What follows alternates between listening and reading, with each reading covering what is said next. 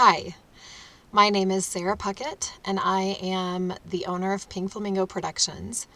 And today we're going to discuss how to get the auditions that you want and the performances that you want after the audition.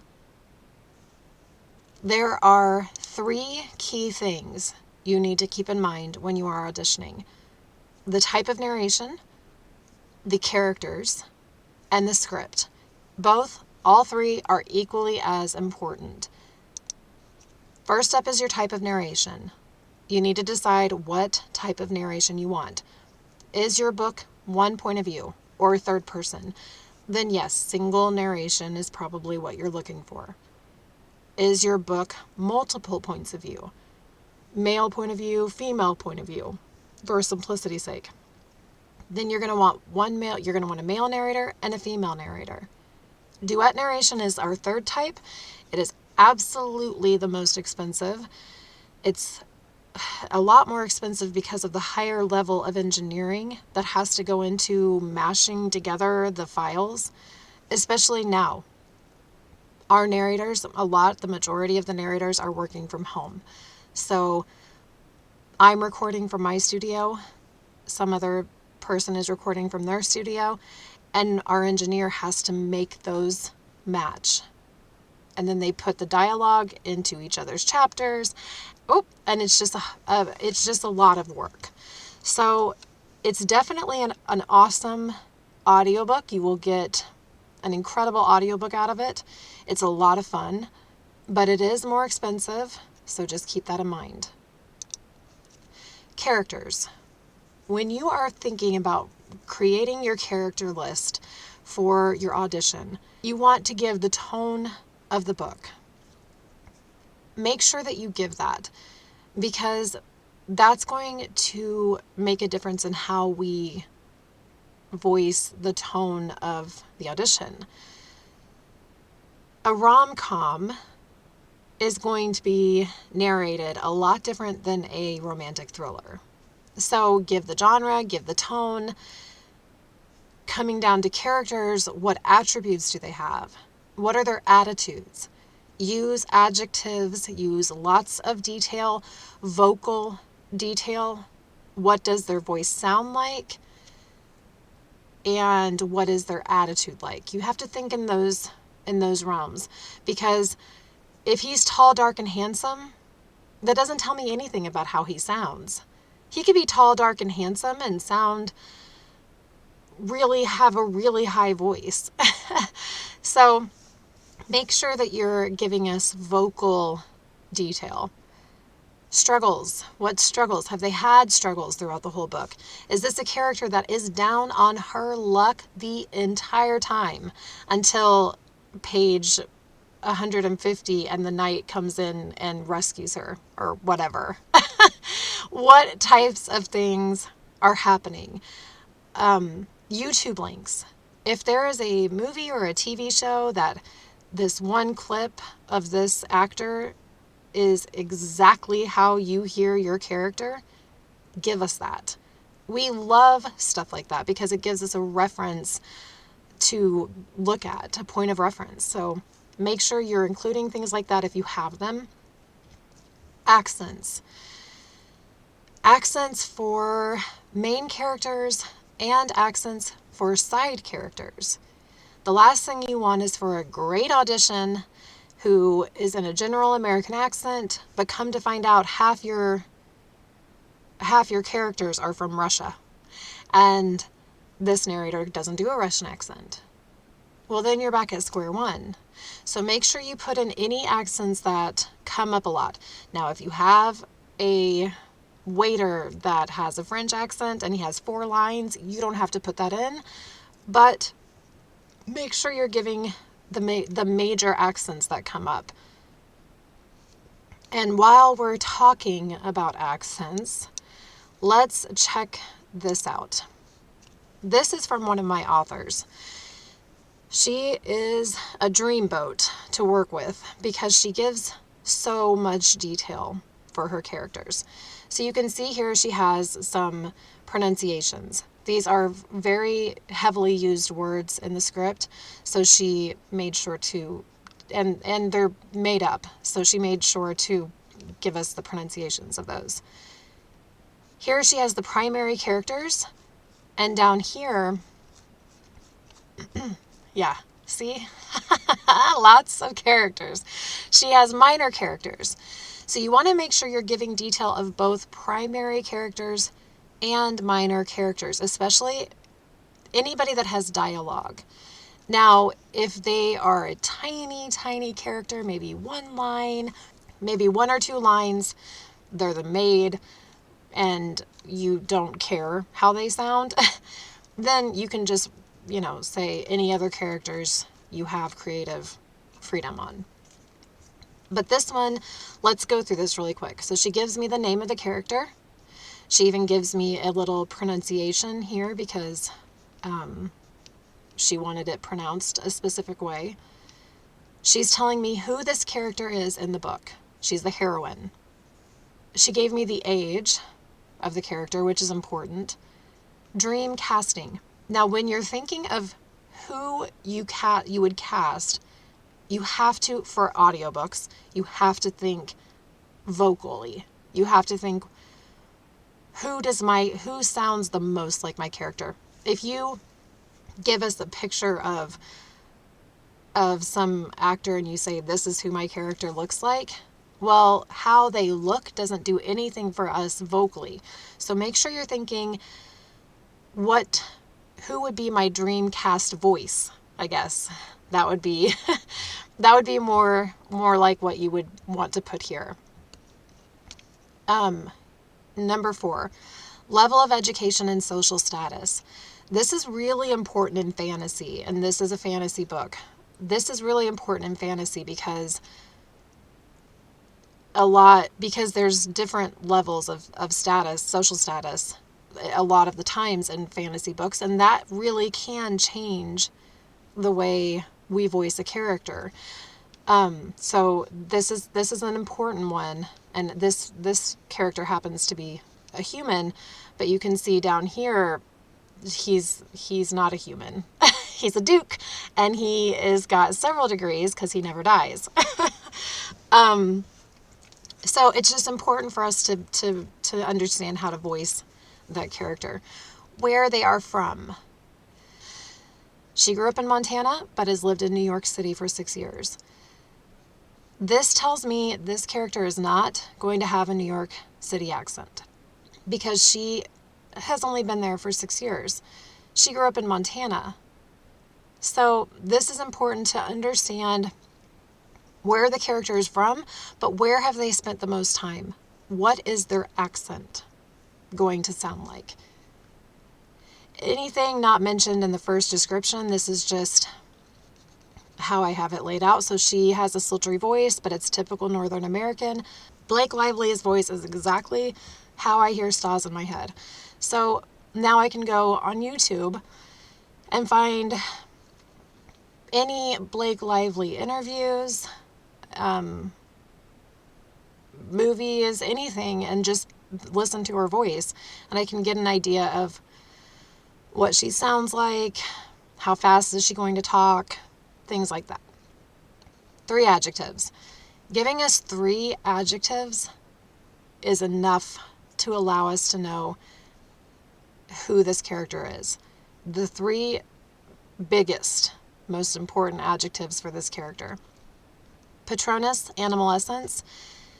This is just a fun one, but it also gives us a different visual when we're thinking about who this character is.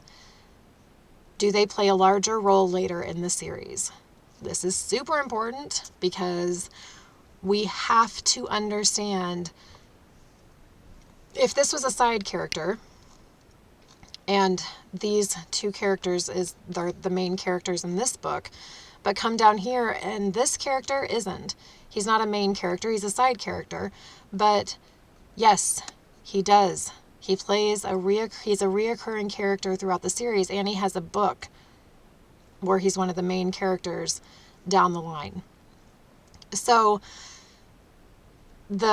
And here's another one. Amelia, she was barely in this book, but she's the heroine of Forbidden Bonds. So, well, the narrators don't want to give the characters a voice they can't sustain. So, making sure that you're letting us know how important is this character going to be in the future. And then, like I said, doing the same thing, and these are all mains, doing the same thing with the minor characters. We need to understand who everybody is. And the thing is, you're going to have to do this, or you should be doing this for the production. Once you pick your narrator, you should be giving them this. So why not just do it now, at least for the characters that are in the audition, so that your auditionees can know exactly, auditioners, not auditionees, auditioners know exactly who that character is and voice them as best as they can. And then practice a little bit of grace, because when it comes to an audition, we aren't in your head.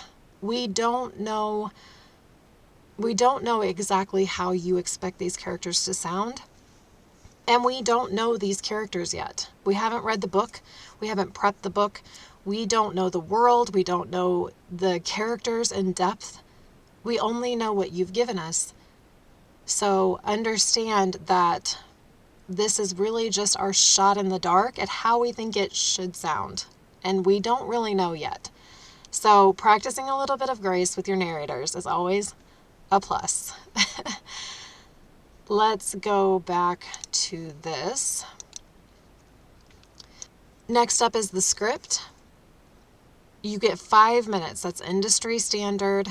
5 minutes is pretty much about the highest, well, maybe a little over 5 minutes, but that's around the average audition size that you'll get.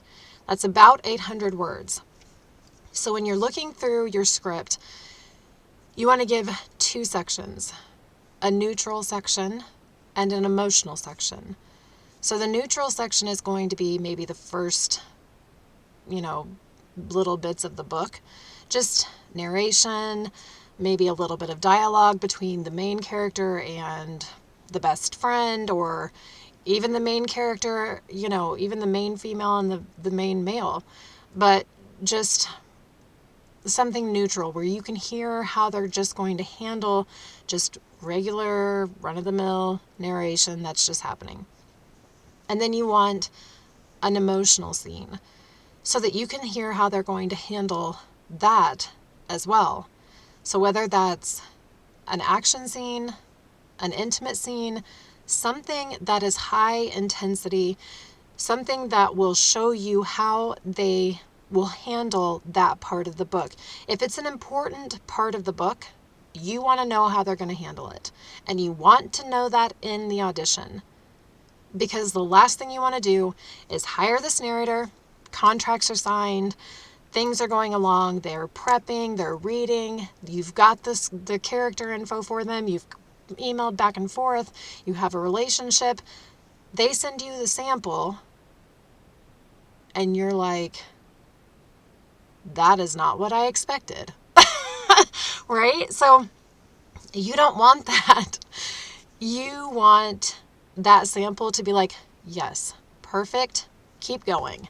And then the finals, you get them, you hear them, yes, this is exactly what I was expecting. This is perfect. I love it. It's better than I thought it would be. The end. You don't want to be stuck with a product you are not happy with, and you don't want to have to say at the sample, well, I did not think this was going to be like this. I thought it was going to be this way. Could you try it a different way? At that point, you can always ask them to try again. You can always say, you know what? Hold on a minute, because I kind of was thinking this was going to go in this direction. Absolutely. But all of that really can be taken care of as long as you're giving them enough character detail.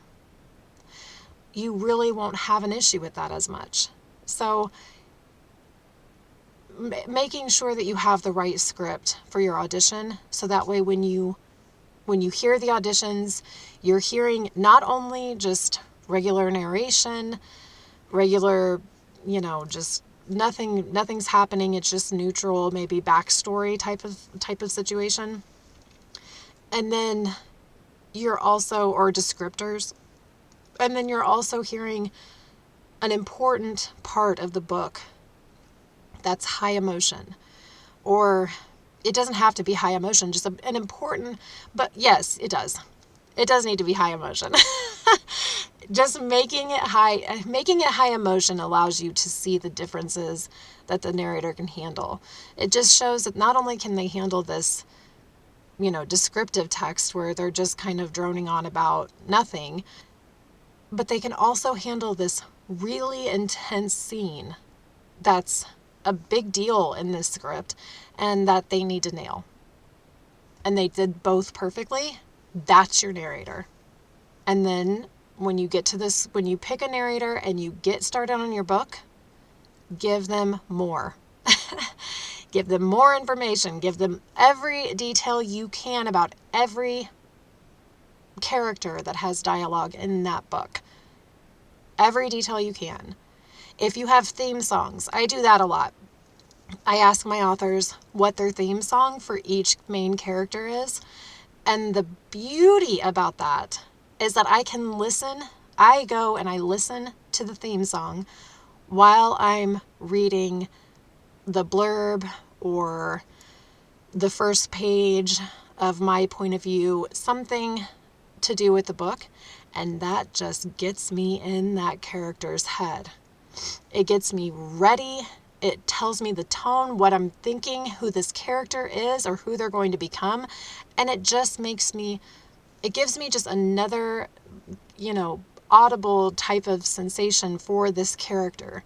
And it's beautiful. I love getting theme songs for my characters. So everything you can give these narrators, the more the merrier, because they're going to be able to just knock it out of the park the more you give them. And that is the end.